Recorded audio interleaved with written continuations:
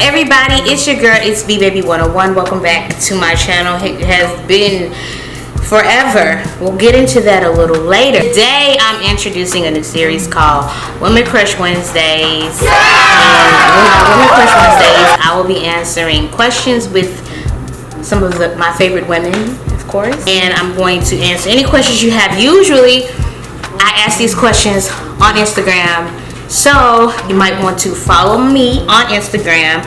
While you're at it, follow me on Snapchat. Matter of fact, follow me on all of this. Okay? So I asked you guys to ask me some questions. I will give my Women Crush Wednesday a call so we can chat and go over the questions at the same time. Now, this is a series that I'm trying to do so you guys can get to know me. And of course, any look that I do that you guys really like and you want me to recreate, let me know by leaving a comment and liking the video. If I get to enough likes, I will recreate this Cosmo and Wanda look today, okay? So, wine for tonight is, I'm not even finna pronounce this. Fuki. I don't think I messed it up. Fuki. And this is a plum wine. Tonight, dinner was Asian inspired. I have some plum wine here. We might get out the crown in a few minutes. It's about to get litty, okay? Just about to call you. We are live, Ross. My Woman Crush Wednesday for this week. This actually is my twin sister. She's amazing. She gives amazing advice. She's actually pretty beautiful too. Since we are practicing social distancing, none of my guests will actually be with me other than in spirit and over the phone. Okay, we're just getting started, Rosalind, and I'm getting ready to get into the questions. So this is how this is gonna go. You got your drink? Everybody, what you drinking? I am drinking Stella Rosa Black. Black. Blackity black. Okay. Blackity black. This is how this is gonna go. I'm gonna answer a question and you're gonna answer the same question. Basically, I'm gonna answer the question with you. Two different answers. Yeah. Okay. And so that way we got two different, views of this. Hey. Okay, so the first question I got was, what are you looking for in a man? And how should he approaches? Wow. And how should he approach you if he likes you? You want to go first? So, I'm looking for honesty. Honesty is the sexiest thing someone can display to me. Honesty. Now, there's a difference between being and being honest. Like, you can be honest and be polite. I think some people just take it too far. Like, I'm blunt. No, you're just real talk. But I appreciate someone that's honest, someone that is like a man. I want someone who I like a masculine man. It's okay to be, like soft sometimes. But when I need you to be hard, I need you to be hard, okay? Yeah. So I don't wanna have to be picking you up off the floor every time. So I'm gonna lead, cause I'm gonna follow you naturally if you are a leader, not someone that's gonna lead me into the blind and marching me in the wrong direction. Lead me, okay? God likes me. The thing that I like to laugh. I really like to laugh, so if you're funny, that's a plus.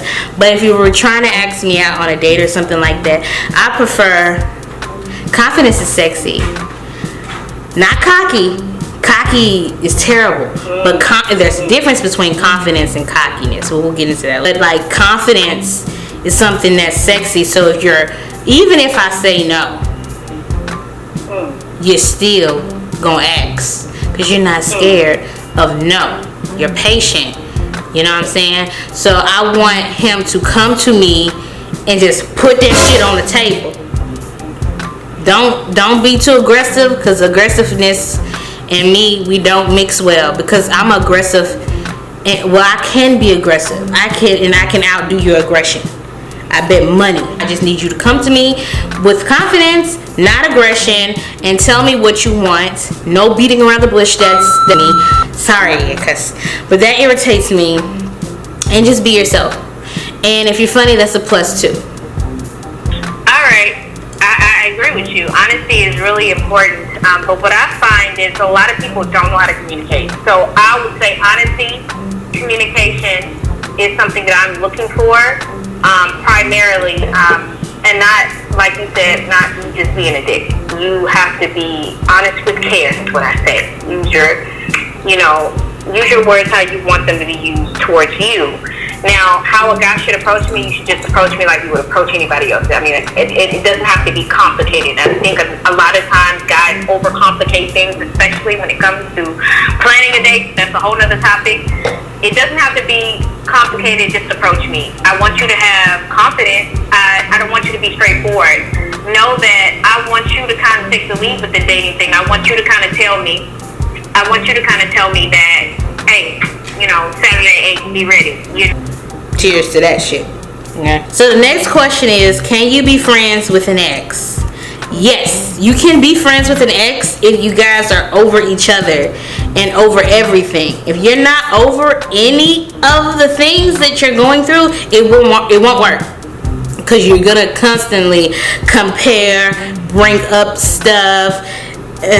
Just get over your ex first, and you can absolutely be friends with them. That's what A lot of people aren't emotionally mature, and I feel like you have to be that way in general, and that's something that you learn during the healing process.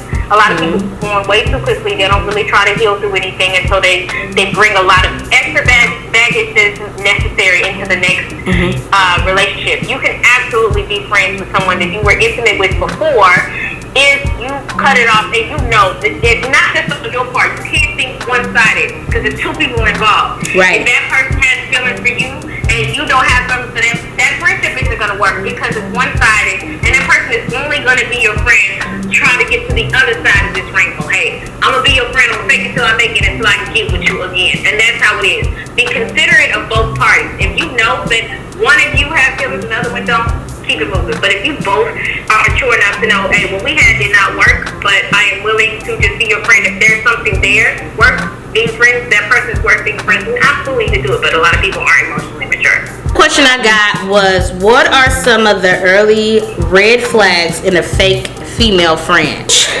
Let me explain something to you. You're gonna know, okay? Anything positive that you do, like, to me, I have a rule of thumb, and I have been through a few. Like, my circle has pretty much always been like small, but some people had to get out of my circle, because you got to get you a circle that's gonna build. Like, they might not be on the same level, but they learn from you and you learn from them.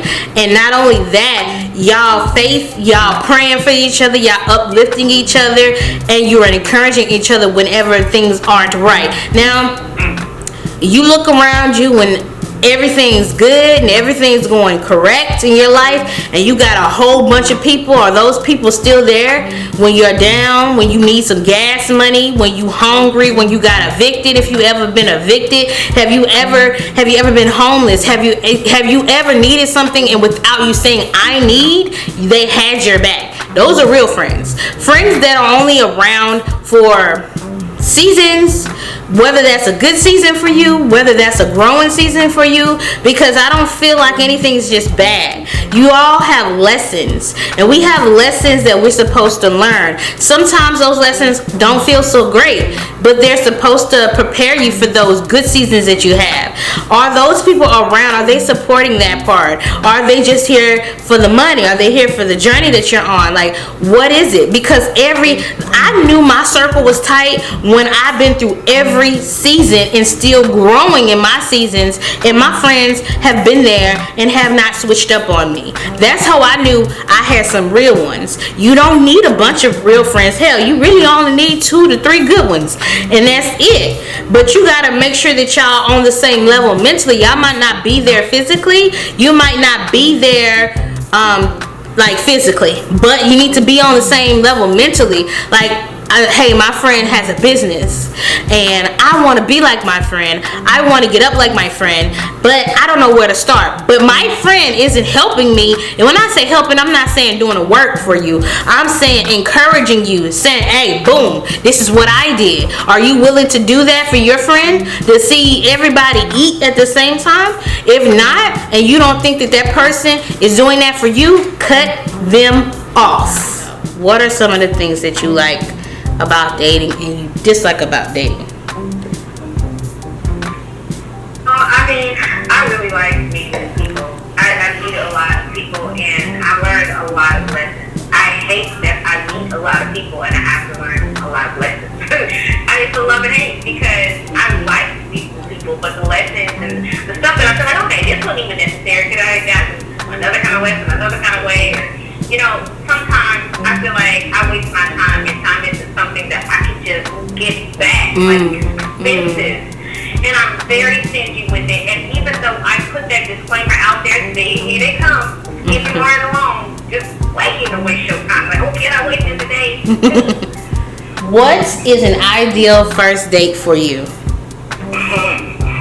Or ideal date, sorry. An ideal date is, I want to do something out the norm, but not something that is so spontaneous. Like, I'm not down to jump out of an airplane. Okay, I don't want to get in a hot air balloon right now. No. I want something out of the norm. Something out of norm for me would be a museum. I really feel like that's a dope idea that no one uses. Like, it's a good way to get to know each other, know what we like, while we experience new parts of culture that we don't always get to see. I would like that. I would like that. Dinner, of course, feed me. After we go sit somewhere. I was gonna say let's take a walk, but we just ate, so we could go sit down by the lake or something and talk some more. Something that will end with a great kiss, but not something that makes me feel like that's all he want. You know what I'm saying? Because most times you get to like a certain spot with somebody and they ruin it with being overly sexual, and you just be like, hold up, you're doing so great, now you're not. In a perfect world, we move slow, because moving slow builds up passion, and then it leads to us getting to know each other more than being passionate with each other, if that makes sense. And then it leaves me wondering about you and different things about you, and then it makes me look forward to the next date because you didn't set the bar so high. Whoa. Alright, you guys, that was all the questions that I had today, and my special guest was my twin sister Rosalind. I'm gonna link her social media so you guys can go ahead and follow her as well. I really thank you guys for enjoying today's video. Again, if you want to see a tutorial on this look, all you have to do is like the video and comment which side you like better. That way I know that you actually watched the whole video. And let me know what you guys would like to see in the future. Don't forget, next week we will be back with another Women Crush Wednesday talk, girl chat with another friend of mine. All of the ladies that I introduced to you guys are people that I highly respect and have really, really, really great advice that has helped me through a lot of stuff. Okay? Alright, so until next time, guys, I'll see you guys in the next video. Bye!